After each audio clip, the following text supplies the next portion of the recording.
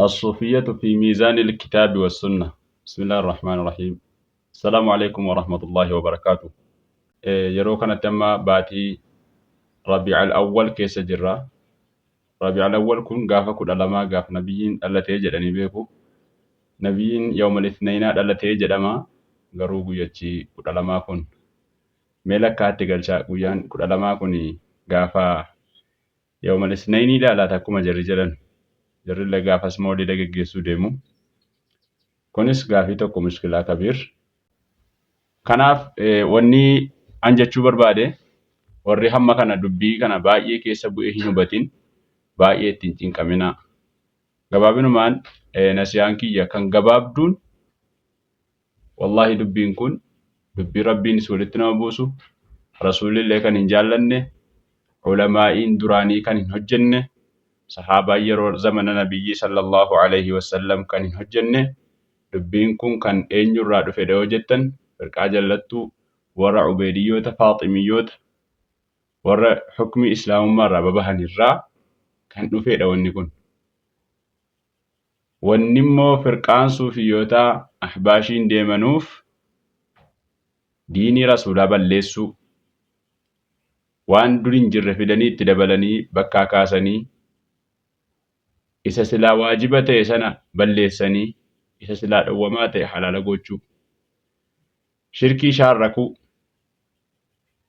rabbii waliin waa biraa waamuu ibaadaa waa biraatiifis geggeessuu kun zaahira mul'ataadha. Jinnii gabbaran warra sayyidii jedhanii nama rabbiin malee jiru gabbaran rasuula sallallahu alayhi wasallam رسول الله رمضان بربادن أغثنا يا رسول الله رسولا نابر مدو جلن كن هندي ساتو والرب ديدو دافي ورسول الله ديدا تراني كناف وري سنرت دبينكو والفقاته ربنا ما الجد فإن تنازعتم في شيء فردوه إلى الله والرسول يوا وهي كيستي والأبدني ولي قالوا الأبدن كما ربيتي في كما رسول الله بساجد gama qur'aanaatiif hadiisa deebisaa jedhe. Kanaaf qur'aaniniif hadiisni hin banne jiranii mee qur'aanarraahis ta'u hadiisarraahis ta'u wanni waahii mawlida jedhame walitti qabamu kana baqqaasisu yoo jiraate an awwala nama qeebaluuti.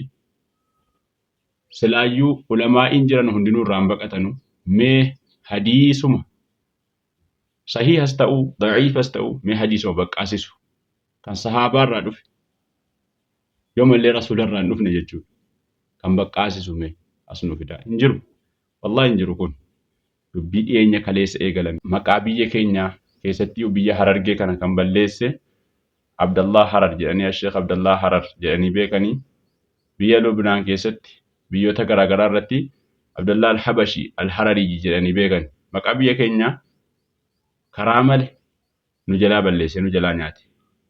Namni sun yeroo sana sheekota yeroo sanaatti dhaqee waan hin taane gaafatee sheekul fitinaa jedhanii ulamaa yeroo sanaatti moggaasan. Kanaaf dubbii kanatti ilaalaa irraa fagaadhaa dubbii wal isinitti fakkaate adda baafadhaa amma adda isinii bahutti waan kana dhiisaa gaafa adda isinii bahe yooni ta'a argattan hojjedhaa yoommoo hin ta'u argattan dhiisaa. Salaamu alaikum.